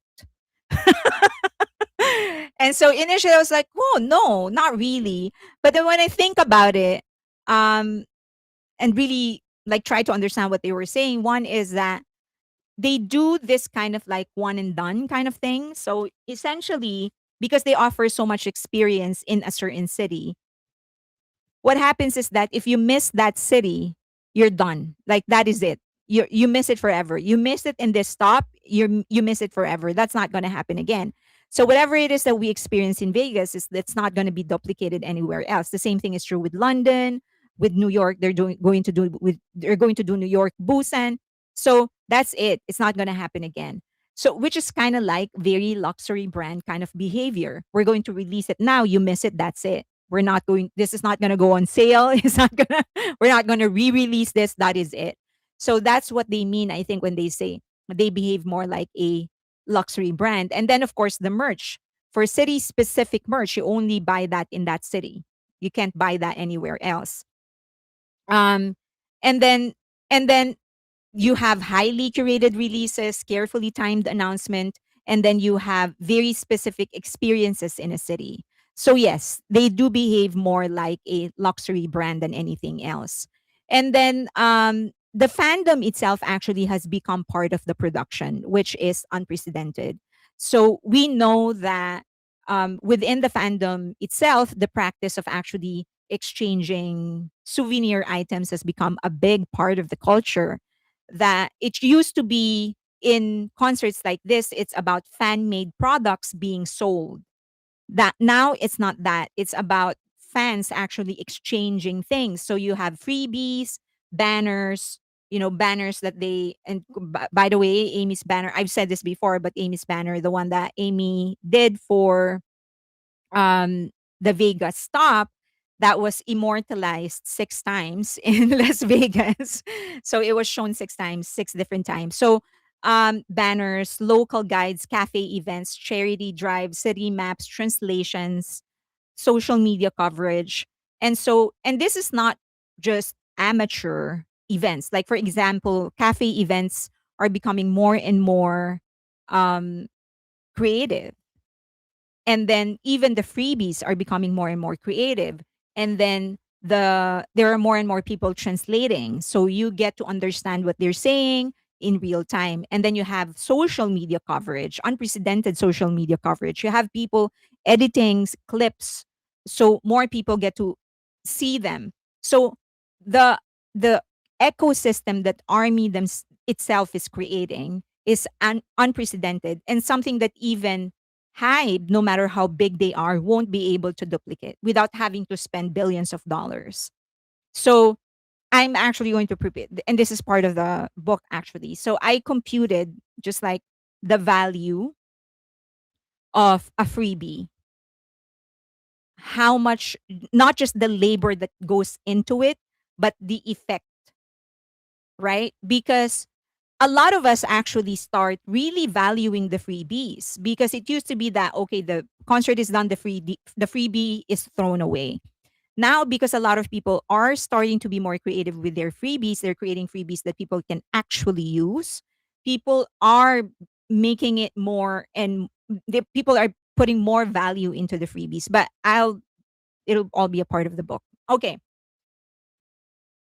so that's one. Like, is there any? I know that for Taylor Swift, they started doing friendship bracelets. And by the way, I'm not saying that the freebies is actually original to BTS. A lot of groups, like a lot of fandoms, have been doing that since time immemorial. So it's nothing new. It's just that for BTS, it's just the scale. It has become so widespread that some people would. My mom actually goes in and really expect a lot of freebies. Like she's excited about it. She would tell people about it. Like I don't tell our relatives back in the Philippines about it, but she's like, "Oh, I got this," and she would wear them. Like the bracelets that she got, she wears them, and she would tell me like, "Oh, this is the freebie that I got," and it's like, "Great, good, you're using it." Okay. I wish I had the time and resources to make some freebies to give out. That is true. It takes a lot of time. It takes a lot of time. That is, I sympathize with that. And then the biggest marketing asset is not really the advertising, it's actually the documentation because many of the things that they're doing right now, including the things that armies are doing, they're going to be rolling this out in the next 2 to 3 years. And so while BTS will probably, I'm guessing that they would want to rest and they deserve that if they want to rest after this tour. Some of them will probably release some solo projects. Still, Big Hit will have enough to continue rolling out content for BTS in the next 2 to 3 years. So it's the asset that they would actually be able to make money of in the future. I try to use my freebies every day. They're great. They're great. So officially, Hybe and Big Hit actually produces photos, fan cams behind the scenes, documentaries, and live streams. But then you have fans that are producing way more. Again, for Big Hit and Hybe will not be able to duplicate this without having to spend billions and billions of dollars because fans are creating TikTok, YouTube, X content, Instagram content, reaction videos, travel vlogs, outfit videos, events, giveaways. They are creating their own like in-person events to gather different armies, and that in effect, like for example, if one person create a TikTok video, that gets spread, and so you have to put a value on that, so it's a real work of art and the real commercial work what fans are doing for BTS. Okay, next.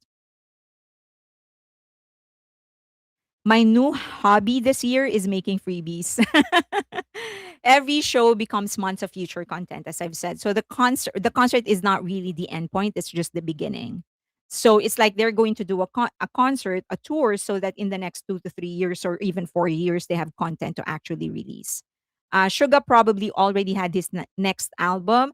Probably, I mean, he said that he actually booked a session. If you would remember, he actually booked a session. He mentioned that, and then J Hope said that he did his. So, and then other members said that they're going to be taking some of the songs that they created, that they wrote in the sessions in their song camp, and they're going to use it for their solo releases. So, I do think that they are. Each member is actually planning something. Jungkook actually said that he actually wants to release. So we know that he's actually planning to release something. So yeah, I do think that after this tour, some of them will release their works and then also rest.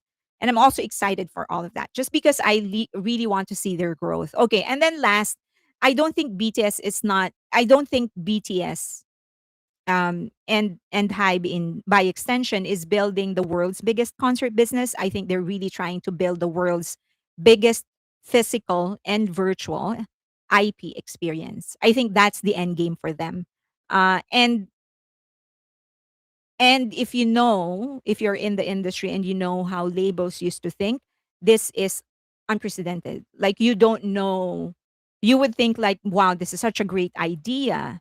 because the sources of income back then was so limited that you would think, for all the love for money that you have, you did not think of this. Like, you did not think of making a tour, a concert to generate this much content so that you can continue releasing it while the singer is actually resting. So, this is the big idea, and this is the next frontier, actually. So they made 100 songs in LA. There's a lot to choose from. Yeah. And as we know, it's not that this actually came from um the members themselves, and also Diplo. When they were choosing the songs, they weren't excluding songs because it wasn't good.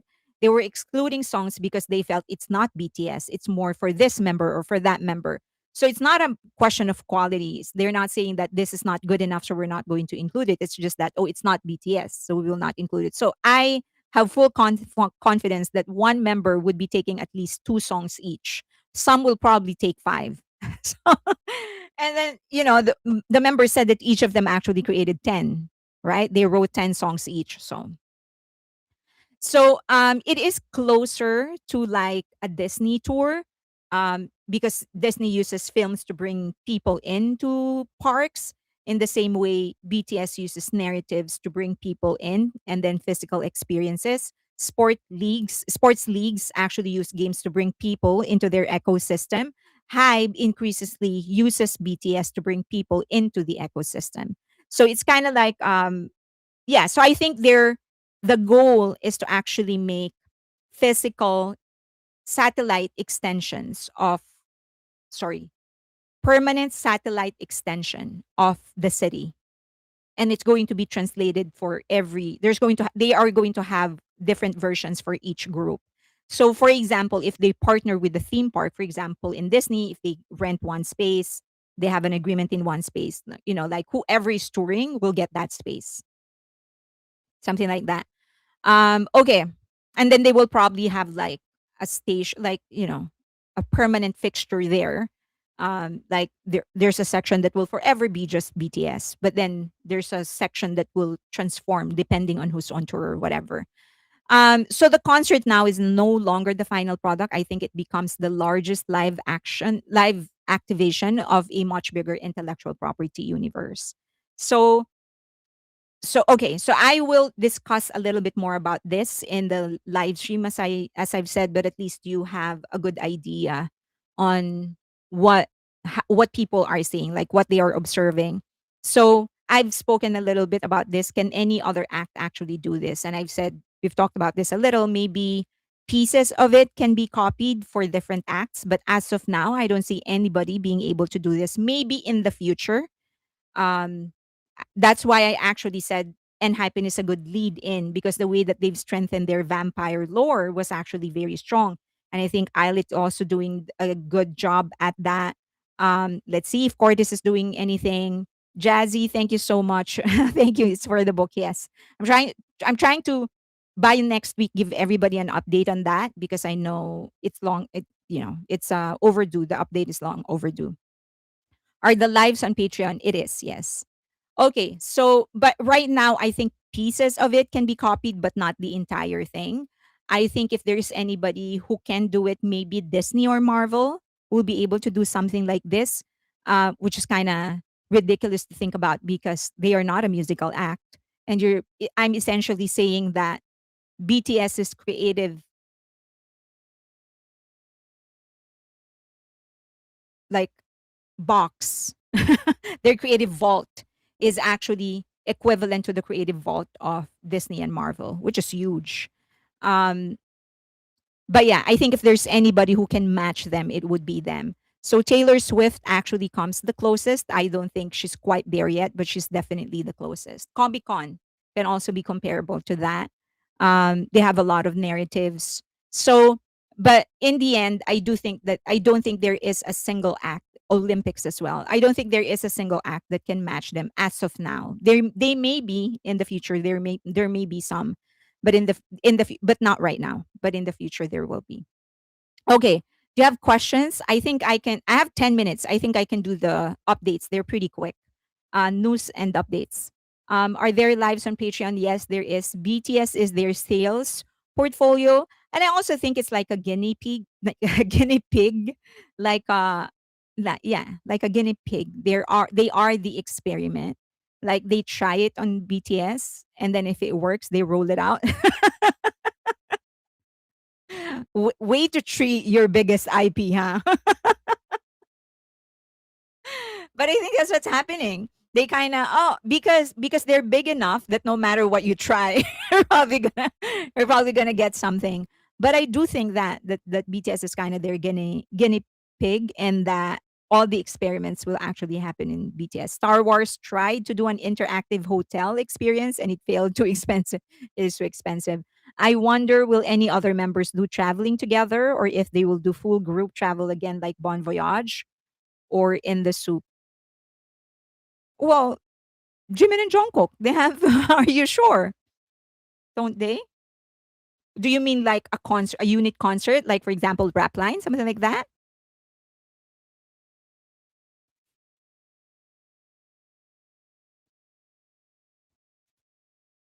They also try with Enhypen, since I think Enhypen, yeah, a little bit more push. Yeah, they might be able to because of the strong narrative. Yeah, yeah. Um. Okay. Any questions? I think I can finish this. All right. So just a quick update. Luminate actually published a new report, and yes, I'm going to discuss that on the Friday live stream in more detail. But just a breakdown, a quick breakdown, some of the major findings that they have. Um, is that the US on demand streams actually increased by about 4.8% in the first half of 2026. So, this is their report for the first half of 2026. And then physical sales actually topped 38 million units. And the huge chunk of that actually came from BTS. And they actually put it in their report. They said that 567,000 Arirang CDs moved in the US in the first half of 2026, and the second biggest contributor is 286.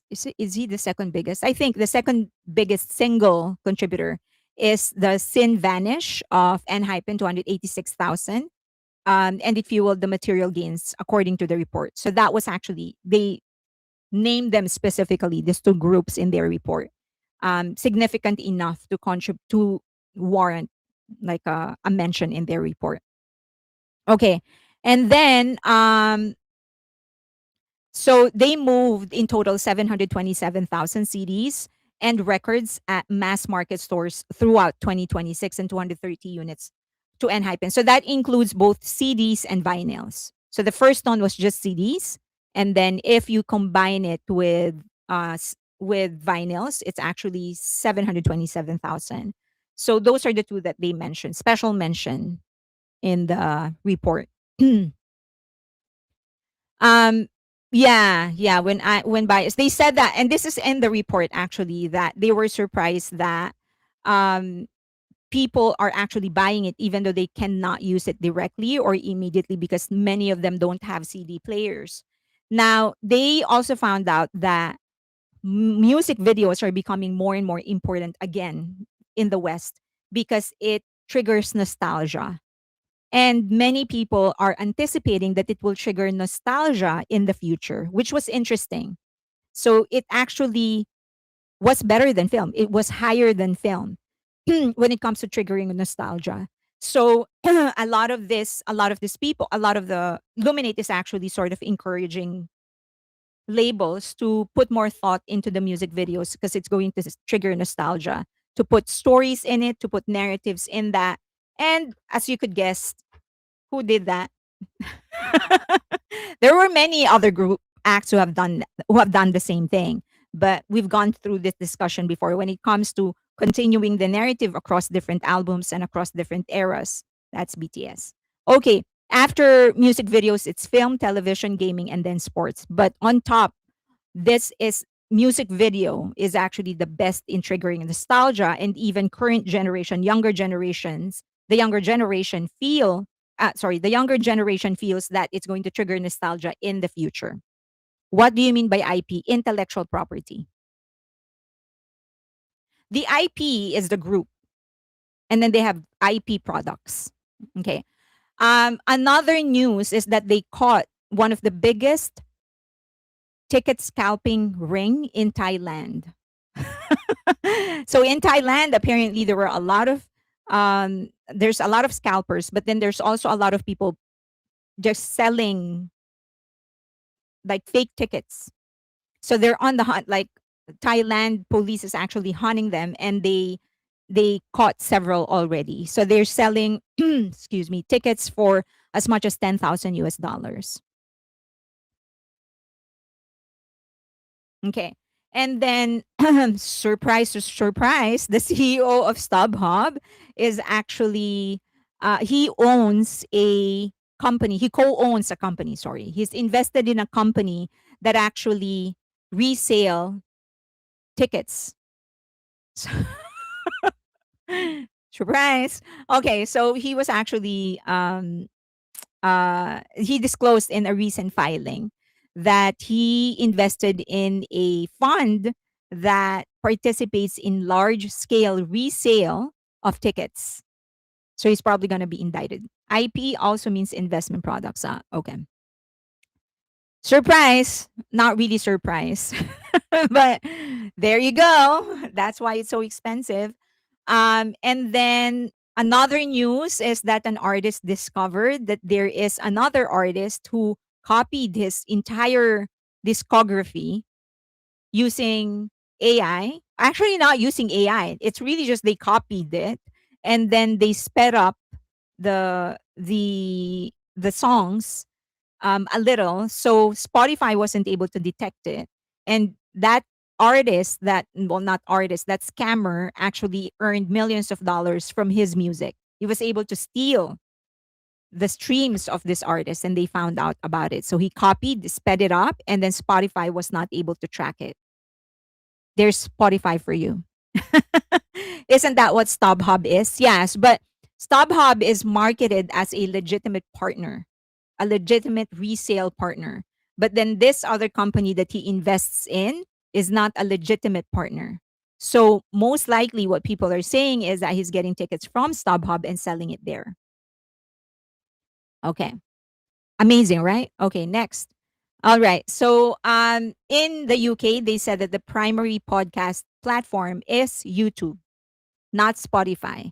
So it was just interesting to me because BTS, well, HYBE actually partnered with Spotify, not YouTube. So I was wondering why, if YouTube is bigger. Okay.